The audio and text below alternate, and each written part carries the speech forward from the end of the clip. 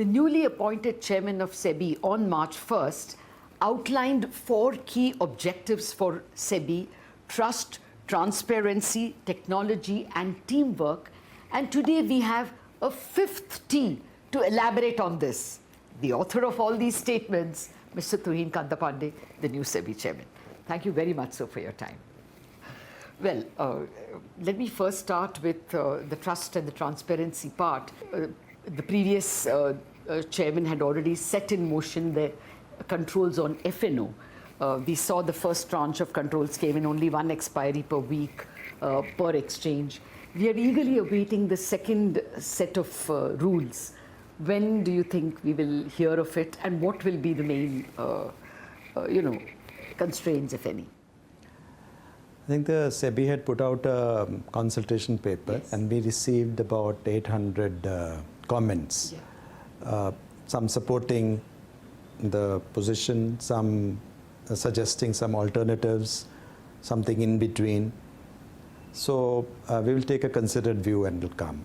Basic premise is that we should make systemic improvements and also provide, while the F&O market is very important market for price discovery, for hedging, we also don't want it to be, like reduced to one single problem that we were facing on index options on the expiry day. Yeah. That was our key problem area.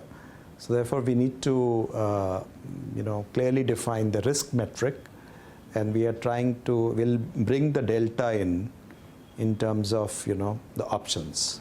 Yeah, I thought it was more, besides the risk metric, the end of day counting of options or intraday. And it is now, look, I mean, there were enough articles written on it that the intraday positions are so high that some limits need to be put, and the limits should not only be on end of day. So should we expect that there will be intraday limits? Because that's where the HFTs seem to be taking the game away. I think we will have to take a clear call on not really exactly what we had proposed in the paper, but exactly what will be more practicable, and taking into consideration all factors. So we will bring about necessary changes accordingly. Okay, you can't give us any clue on whether it would be intraday or end of day limits? Not at this moment. Okay. All right. Let me come to the other issue that is rankling the market on this trust transparency issues, and that is this SME IPOs, sir. I mean, we have seen Gensol is now. Just before that, we had that, I think it was what, Trifactor Technologies. There are enough number of SME IPOs. Are there some new rules being written? There is an inherent conflict. When you ask the exchanges to control them, they make money out of them. So it doesn't seem to be an effective, they don't seem to be functioning as a first line of control. I think one of the objectives of bringing SME IPO are a little light touch regulation for them was exactly to facilitate the SMEs to access capital markets, where the cost of accessing we have to see the cost is relatively down, and it is easier for them to access capital markets. So I mean, we have a very large number of SMEs, and so therefore in order to enable them to do that, whether we could have the same onerous requirements as the main board was the issue. And it was, so I think we are watchful if there are certain aspects where we have, for example, brought in some changes in terms of profitability criteria, in terms of usage and deployment of funds post IPO, also on the fact that this money cannot be simply used by loan repayment of the promoters. But I think the merchant bankers, they need to do a better thing on this, and we expect But do you expect it to remain with the exchanges because there seems to be a conflict of interest? I don't think that is, in a way, in anything, even if it is approved by the SEBI, the exchanges will have to be paid their fees. So therefore, the transactions will have to be carried out in the exchanges. Okay. So only the processing part, like clearing the document, that was something which was SEBI passed it on to. But we will be watchful of the situation, and if we find that, if we find that this is a very widespread phenomenon, even after whatever the changes that we have anticipated, then we will review it. The second tranche of F&O rules, when should we expect it? Well, I can't give you the deadline, but... No, I mean in a month, even a broad ballpark. I think very shortly, yes. Within a month, I think we should be able to arrive at, yes. Okay. Now let me come to the other issue that you have already announced as one of your first announcements. This conflict of interest disclosures for SEBI's own officers. Do you notice any gaps in the current disclosures? Well, this is not only for SEBI's officers, but also about the SEBI board members, including chairman. Yes. So the gap is, I think, one is 2008. This was set for the board members. Then there are ESR regulations, which are even older, which is employees service regulations. There are certain disclosures which are made within.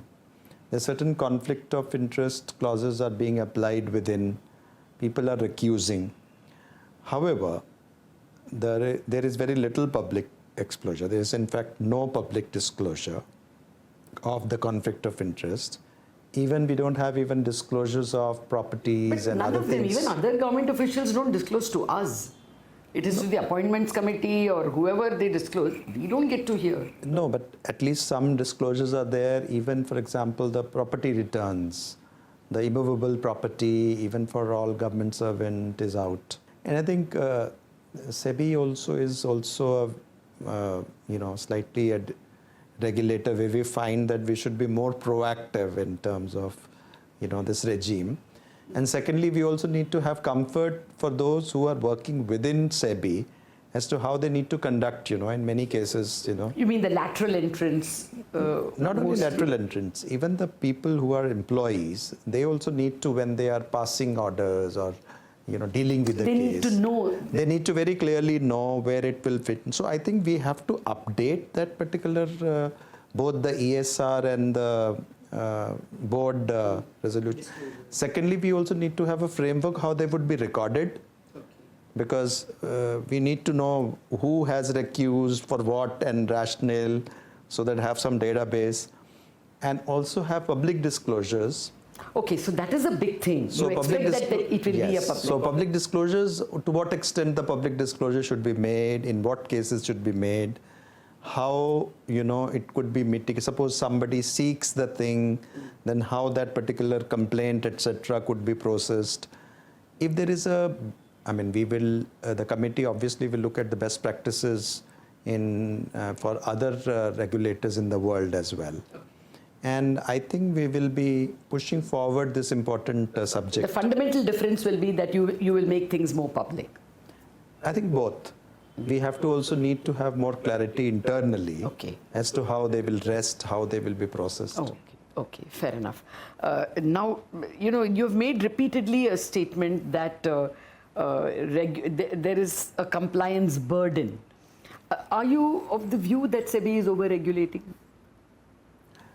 I think so. I think in many areas we can have a much simpler regulation. Many regulations were, contextual in nature, and some of them have been changed also. For example, LODR was completely changed in 2018. Similarly, the regulations were updated, but not all of them. So therefore, there is a need for relook at the regulations.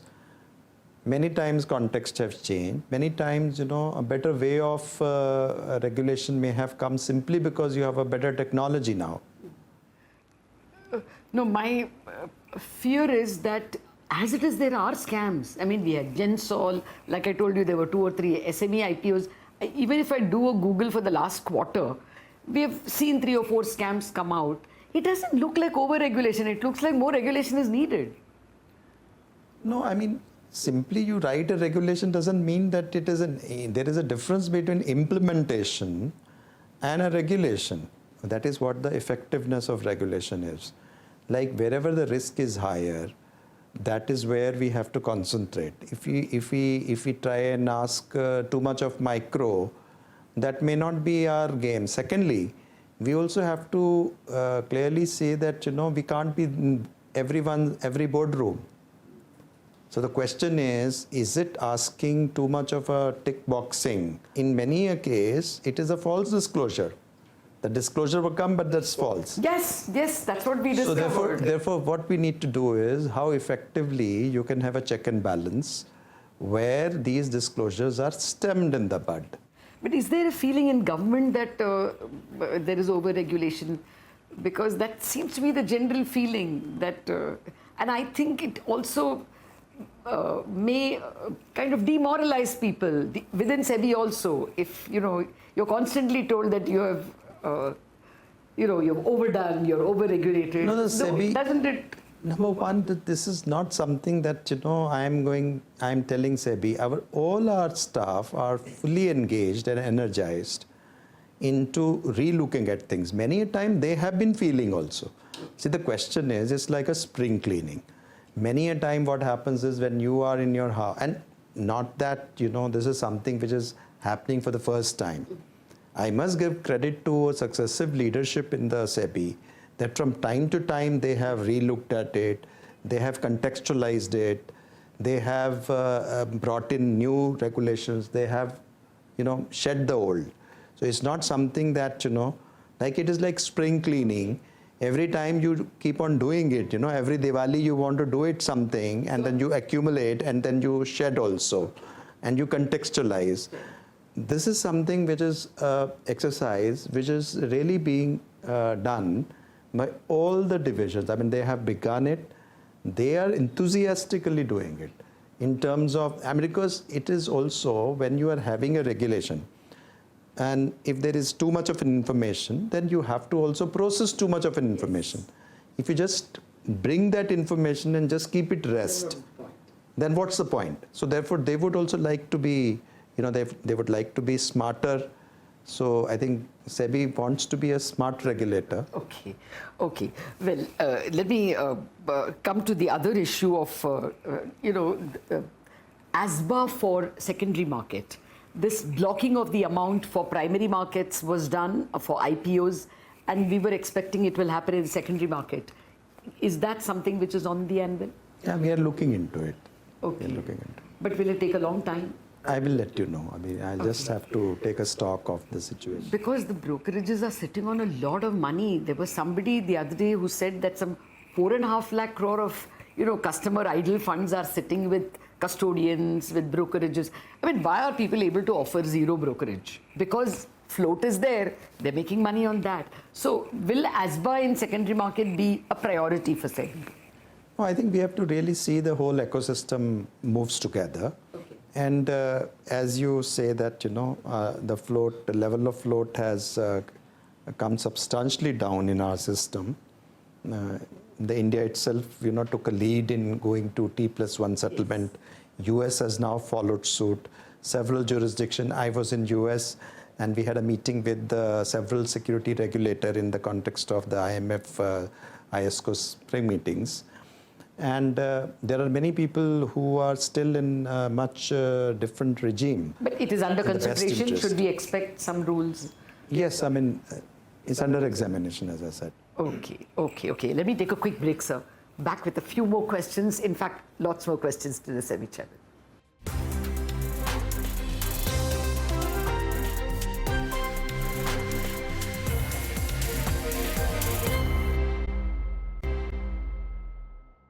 Welcome back to this very special chat with the newly appointed chairman of SEBI. Well, not quite newly. He's been around for over 45 days, Mr. Tuhin Kanta Pandey. Thank you very much for your patience, Mr. Pandey. Let me come to this T+1 settlement that we were talking about just before the break. SEBI is also pushing T+0. Will there be more of that? Because that also reduces the float makes money more active and efficient. Will we see more of it? Well, T+0 was intended to be optional. Yes, optional only. So right now, I think we will rest at that. Let it be optional. Yes, Yeah. yes, of course. No, the system cannot be imposed, but you will try and push T+0. There is no rethink on that, is there? No, I mean, we are neutral about it. As I said, we have brought in the T+0. It is an optional system. The technologies, etc., have been tested. So, I mean, we have to really see how the ecosystem moves and how there will be a comfort level of the wide variety of issuers and investors and things like that. And what kind of plumbing is there? What kind of problems are there? There are FPIs. How would they move the money? I mean, there are... It's to their advantage. I mean, if they get T+0, they will get money on the same day when they sell. They should be happy, if anything. No, that's true, but that is not the kind of thing is there. You should ask them also. No, I did speak, and some of them were very happy. They may have procedural issues, many of them, of trying to move the money, and different time zones are there, different things are there. I think India has taken an initiative, and our security markets continues to take the initiative in its own unique way, but we should take people along. Okay. What about the NSE IPO? Can you give us some updated headline on that? They have come to you again. Will it be round the corner? Well, there are certain issues which are going back and forth. I think there have been Is it that co-location litigation discussion. case which is the prime roadblock? There is, no, I think that is one case where I think some solutions can be found in terms of settlement, etc. And there is a technology architecture issue, then there is a governance, and then is a clearing corporation. In these, all of these things, I think there is an active interchange between the exchange and the SEBI. And we intend to look at positively forward to, not as a procrastinating device, but actually to make it happen. Okay. But Clearing Corp, their argument usually is that BSE has been allowed. Why are we being asked to reduce our stake? That's the point. I mean, but at the same time, we have to really keep in mind that, it's substantial, is 90% of the market share, market thing is. So we have to see keeping in view the market integrity in others, how we will basically it's a question of a roadmap. What kind of roadmap we should agree upon.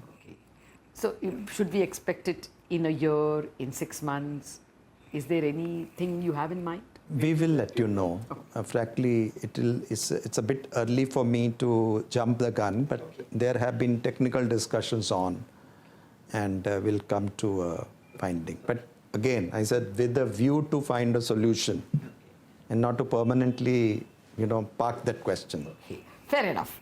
The other issue was, in the previous regime, there was a regulation enacted that if FPIs have more than 50% exposure to one stock, then all the granular details should be revealed. I think it was, they went through the entire stage and almost everyone revealed. But there was still a little bit of people who would have been disqualified because they did not reveal. Can you share any numbers as to how many funds have still to reveal or were disqualified because they didn't give you the final granular details? What is the amount of money involved? This reduction in cases where it did not reveal the full granular disclosures as required could not be there, and therefore their registrations were rendered invalid. This is about 1% of the total FPIAs. Okay, I just have a couple of questions on mutual funds. One is the TER, the total expense ratio. What happens is SEBI has a TER limit that top funds compete and they fix their TER very close to what SEBI has mentioned. So it becomes, it is not related to your performance. Ultimately, your expense should be related to your performance. It doesn't work that way. What happens is SEBI's limit becomes the limit for the market. Any rethinking on the TER? See, first of all, I will not agree with your point that the fixation of an upper ceiling TER is a way to cartelize, because that is an upper ceiling. You can always compete. It tends to be, is all I'm saying. That it is always competing. Now, if you see, for example, the brokerage. In the brokerage, you have an upper ceiling of 2.5%. But there are people who are offering zero also. Similarly, debt funds.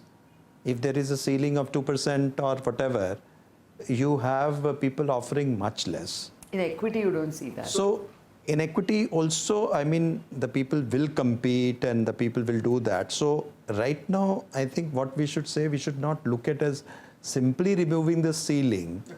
Will not mean that, the people will not, you are saying that everyone is crowding around the... Yeah, it's somehow the TER is not related to performance. It has become like that. It has become everyone congregating around SEBI's limit. Yeah, in equity, that's what's happening. I think in many cases, people are looking at performance in a variety of ways. I think when 3 or 5 the investors are looking at returns, they are looking at... So they are not necessarily looking at TER also. So, yeah. But they don't look at TER. They look at performance only. But I'm only saying that funds are getting away with it. Upper ceiling is not really the reason for which, you're saying they're crowding at that upper ceiling. It tends to be, that's what everyone fixes as their TER, somewhere close to the SEBI's limit. Okay, while on the matter, sir, there was also that, that investment product between mutual funds and PMS. We were expecting new rules to come on that special investment unit. Yes, the new regulation framework has already been out. Okay. Now we have received 2 applications also from 2 AMCs. Okay. So I think in a matter of 10 days, we would have cleared them. Okay. Just a final question on the market volatility. SEBI had asked previously for stress testing of mutual funds. If there was something very adverse in the global market because of tariff wars or other geopolitical concerns, would you worry about mid-cap and small-cap mutual funds? They have volume only because investors rushed in. But if there is a rush of redemptions, then there will be stress. They may not be able to pay immediately. So any stress testing moves from SEBI? I think it's a very important question, and stress testing actually not only should be done, but actually SEBI has also got it done. Yes. For small cap and mid cap in 24. It was done, and the results have also been released. So on directions of SEBI, MFI, directions to MFI, all the stress testing results have been in the public domain. We also intend to do stress testing for others also. Which would be? I mean, for others. These are the small cap and mid cap, but for others also. So therefore, I think it's an important thing to know what happens. And I mean... Are you somewhat confident that if there is huge volatility, the market will be able to still function normally? Absolutely. I think we have buffers and we have mechanisms. To give you an example, the kind of settlement guarantee fund which is there, that has been more than doubled in the last 5 years, and it has worked as also our system works as more like a counter-cyclical, and the margins are 11% plus, which is much higher than the SGX margin of 5%. We have also, as I said, the funds moved up to clearing corporation. They are lien to corporations, not at the broker level. We are Securities directly getting credit, not through brokers, but directly given that. So this is another element. I think at different levels we have created. And then we have also that, CMDF fund, which is the, for any redemptions, etc. On unusual redemptions, we have that support backstopped fund as well. So we are somewhat prepared, but of course one hopes that we don't have to use them. Finally, as you end, say, one quarter, what is your goal? What do you want achieved in a quarter? What do you want achieved in your first year? Well, I think it's not my achievement really. I think the SEBI is a very robust institution. It carries on, and we keep overseeing the markets, we develop the markets, we do investor protection. That's our mandate, and we'll continue to improve ourselves, challenge ourselves to do better. Okay. With the help of every stakeholder. As I said, 4 T's, the teamwork, which is more external and internal teamwork, media included. Okay. We'll try and pose tough questions. That may be our rule. Thank you very much, Mr. Pandey, for sparing time for CNBC TV18.